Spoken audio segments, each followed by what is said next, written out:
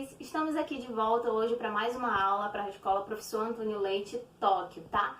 A aula de hoje ela vai ser direcionada para uma turminha toda especial, que é uma turminha de segundo ano, uma turminha singular para mim, que é aquela turminha que fica comigo às sextas-feiras, no horário de meio-dia até 1h40 da tarde.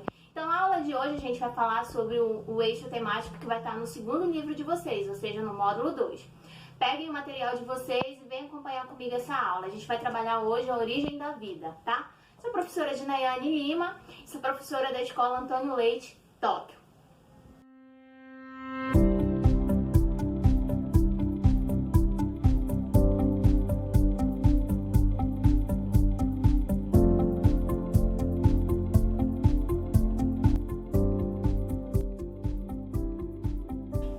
Vamos começar a nossa aula falando da origem da vida. Como essa aula é direcionada aos alunos do segundo ano e essa turma é muito peculiar, então eu vou dizer pra vocês, o Asclepiade já tá aqui, ele já vai assistir essa aula, tá, pessoal? Nesse momento é o momento que eu vou estar chamando a atenção do John e vou dizer, John, copia aí no teu caderno, tá? Então esse momento é direcionado pra essa turma.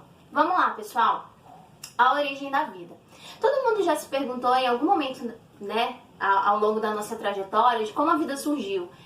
De onde nós viemos, para onde nós vamos, o que acontece depois que termina a vida, ou o que a gente fazia antes de nascer. Então é um processo de reflexão, de você parar e analisar de onde de fato nós viemos, tá? Essas questões sobre a origem da vida, elas não são de hoje, elas já vêm sendo feitas e sendo questionadas há muito tempo atrás, tá? Então, a origem da vida, do universo, tudo isso já foi pesquisado, já foi questionado, já foram criadas teses e mais teses sobre esse processo. Hoje a gente vai trabalhar as ideias sobre a origem do universo e da vida na Terra, baseada em 3 teses principais, que são o criacionismo, a panspermia e a tese do acaso e da necessidade, que vocês também vão achar como a tese da evolução química, tá?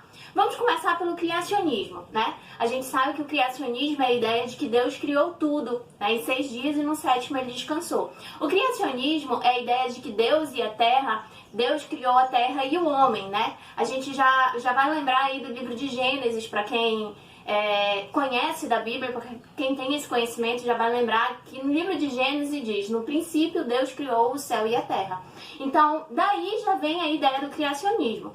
Vale ressaltar para vocês que na teoria ou na tese do criacionismo, a gente também tem a ideia do fixismo. O fixismo é a ideia de que, de fato, isso aconteceu, mas de que os seres vivos, eles não se modificaram ao longo do ano, ao longo do tempo, né? De que eles não sofreram mudanças. E na atualidade, nos dias de hoje, a gente sabe que houve sim mudanças e que constantemente a gente passa por processos de mudanças. Os vírus mudam, se tornam cada vez mais potentes, as pessoas mudam de personalidade, os animais mudam, tanto que a gente tem uma ordem, né, evolutiva, desde os poríferos até chegar na gente, que somos os cordados e os animais. A segunda tese é uma tese extremamente revolucionária, que tem um grupo muito grande de adeptos dessa tese, dessa teoria, que é a tese da panspermia, a ideia de que os seres eles vieram de outro planeta, ou seja, são seres extraterrestres que vieram de outra localidade. Então nos passa a ideia, portanto, de que nós não estamos só, de que existem outros seres, né, fora da Terra, fora do nosso planeta. E a gente já vem acompanhando aí várias reportagens, vários estudos de que cada vez mais os cientistas têm encontrado vida no outro planeta, de que em Marte já tem uma disposição de ter encontrado água. Então, para isso, a gente vai acompanhando cada vez mais as pesquisas para ter certeza e ter noção de que essa teoria, de que essa tese é verdade ou não, tá? Mas essa tese, ela existe de fato e tem um grupo de pessoas que acreditam nisso. A terceira tese, que é a tese do acaso e da necessidade, que a gente vai ver como processo de evolução química, de que os seres vivos eles foram sofrendo evolução ao longo do tempo e ao longo de milhares de anos os seres vivos foram sofrendo essas mudanças. Mudanças essas que são consideradas evolutivas, ou seja, de sofrer essa evolução de acordo com a necessidade que tinha, de acordo com o ambiente onde estavam, de acordo com a disposição de alimento, de acordo com a disposição de recursos e alguns fatores fatores foram fazendo com que esses animais fossem sofrendo essa mudança para que em algum momento culminasse com o surgimento do homem. Então o animal foi sofrendo evoluções e sofrendo modificações até chegar no que nós somos hoje. Ou seja, hoje nós somos um processo evolutivo que aconteceu há milhões e milhões de anos atrás. Vamos lá, pessoal. Nesse momento seria o momento que a Gabizinha viria e apagaria o quadro pra mim e dizia: professora, eu posso apagar o quadro? Pois é, vamos entender que a Gabi já apagou o quadro e a gente vai entrar agora de fato na nossa teoria, né? Na nossa ideia de como essa vida surgiu. Então, através de séculos, né? Através de muito tempo, muitas pessoas começaram a pesquisar, começaram a criar hipóteses, a formar ideias de como que a vida ela poderia ter surgido. Então, várias hipóteses elas foram criadas. Uma dessas hipóteses propostas para poder explicar a origem da vida foi a hipótese conhecida como abiogênese, tá? Lembrem-se, abiogênese. A quer dizer o quê? Ausência, tá? Então, ausência de vida. E gênese, né? Quer dizer criação, quer dizer formação, quer dizer origem. Então, a abiogênese é essa teoria que vem explicar a origem da vida. A abiogênese, ela também vai ser entendida como teoria da geração espontânea.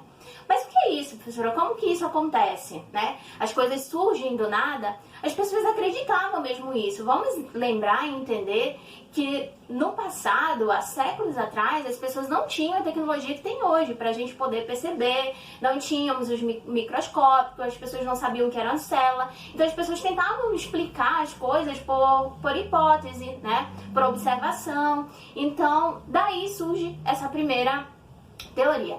Então, a geração espontânea ou a abiogênese, ela é a ideia de que a matéria bruta, ou seja, a matéria morta, aquela matéria inanimada, a partir dela surgia vida. Mas para surgir a vida, precisava existir o que eles chamam de força vital, ou princípio ativo.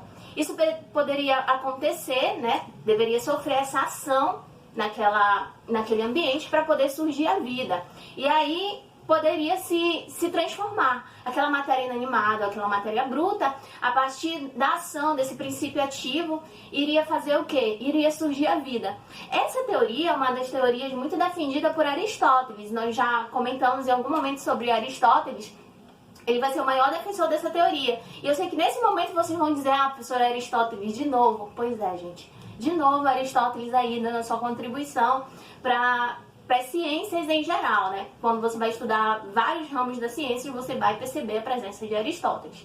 Então, Aristóteles era um filósofo grego e era um grande pesquisador, então ele foi um dos grandes defensores dessa teoria, tá? Que ele acreditava que a matéria viva, a partir da matéria inanimada, surgia.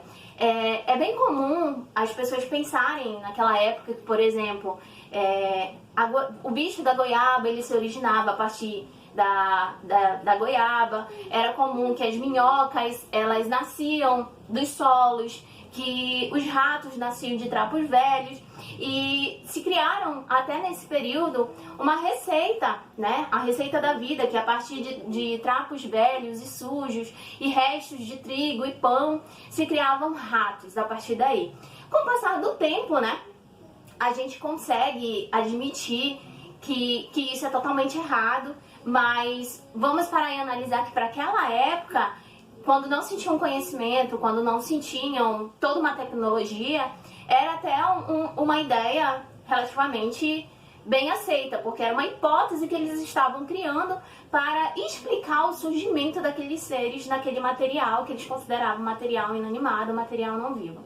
Então, para vocês lembrarem bastante sobre essa teoria da abiogênese, é só lembrar de que a matéria viva, segundo essa teoria, vai surgir da matéria não viva, ou seja, da matéria inanimada. Mas para que isso aconteça, precisa ter o que eles chamam de princípio ativo ou força vital.